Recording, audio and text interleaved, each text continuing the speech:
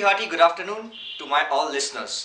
जैसा कि आपको मैंने अपने बारे में और मैं क्या करता हूं इसके बारे में मैंने आपको अपने पहले वीडियो में बता चुका है। अब अपन उसके बाद उस वीडियो से अब थोड़ा सा आगे बढ़ेंगे। नाउ टुडे मैं आपके सामने आया हूं एक ऐसा कॉन्सेप्ट लेके जो आपके साथ हमेशा रहता है और इसे आप पहचानते भी हैं, लेकिन इसका सोल्यूशन निकालने में कहीं ना कहीं आपको दिक्कत हो रही है। We are going to talk about today is stress management. What is stress? Stress क्या है? ये एक ऐसा प्रेशर है जो हर किसी के पास, हर किसी के माइंड में होता है, चाहे वो स्टूडेंट हो, वर्किंग मैन हो, इवन अ होम मेकर हो या फिर एक राष्ट्र निर्माता हो, वह भी एक कहीं ना कहीं किसी ना किसी पीयर प्रेशर से ग्रसित होता है। जब भी हम बात करते हैं स्ट्रेस की, तो stress is all about the pressure of thoughts which we keep inside our mind. Now what are the root causes of the stress? Root cause क्या है स्ट्रेस का, ये जानना बहुत जरूरी है। आपने ऊन का गोला देखा होगा।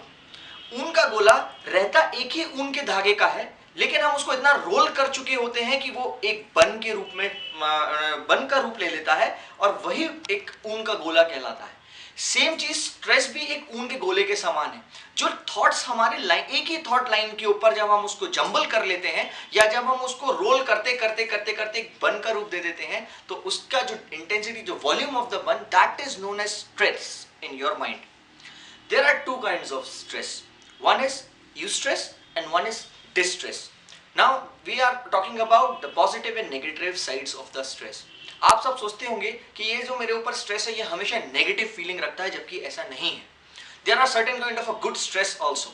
अगर एक टीचर एक बच्चे को पढ़ाई के लिए प्रेरित कर रहा है और उसको कम टाइम में ज्यादा मेहनत करने के लिए कह रहा है, तो that means this is what a good stress he is imposing on. क्योंकि आप जो लिसनर्स हैं, आप में से कल जो खुद के बॉस बनना चाहते हैं या you want to give the employment to the youth of the nation, you are there to impose some kind of a good stress so that कम समय में ज्यादा प्रोडक्टिव काम हो सके और आपको उसकी प्रोडक्टिविटी कहीं ना कहीं हेल्पफुल हो और नेशन के लिए भी हेल्पफुल हो।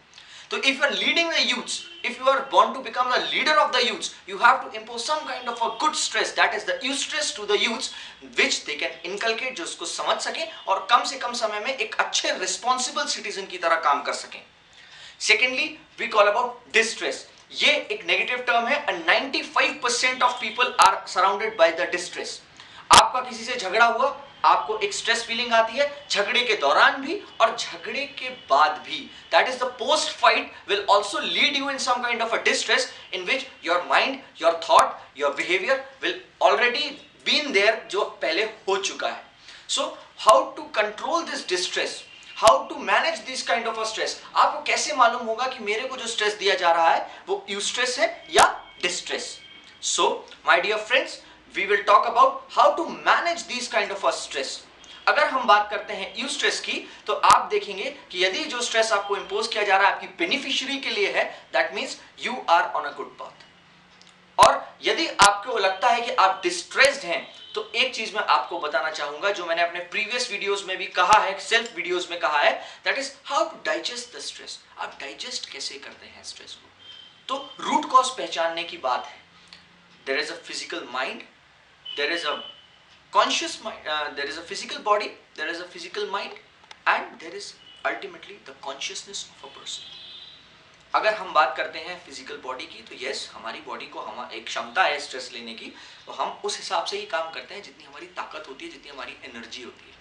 But 95% people are there who take the stress to mind. अगर आप माइंड की बात करते हैं, तो माइंड एक ऐसी चीज है जहां पे एक नैनो सेकेंड पे एक थॉट जनरेट होता है और उसको हम अपने माइंड के बाउल में रखते हैं। जो हमको इवैक्यूएट करना चाहिए हम उसको भी रखते हैं, and when the ball is full and overlapping the thoughts, that creates a havoc in your mind and that makes you a stressful person. Consciousness पे पहुंचने वाले सिर्फ 3 या 4% लोग होते हैं जिन्हें ये अवेयरनेस आ चुकी होती है that yes, now I am sitting beside the river bank. मैं एक नदी के किनारे बैठा हूं जिसके सामने नदी में जो पानी बह रहा है वो मेरे थॉट्स हैं, and my positive and negative thoughts are keep on moving in front of me. मुझे नेगेटिव थॉट्स को बहने देना है, लेकिन पॉजिटिव थॉट्स को उठाकर अपने पास रख लेना है। If you are there, that kind of a person which let the thoughts be move on and witness it. आपको पता होगा विटनेस मतलब होता है गवाह। तो गवाह का मतलब है जो है लेकिन इंटरफेयर नहीं करता। तो when you are witnessing your thoughts but not going to interfere in it, you will see that you will become the person who can decide, who can become decisive what is right and what is wrong. And when you are decisive what is right, what is wrong, so you already evacuating the negative energy, negative thoughts from your mind and accepting the positive thoughts, which makes you somehow stress free. So my dear friends, आज के लिए बस इतना ही. अगले videos में हम इस चीज को और कंटिन्यू करेंगे. Thank you very much.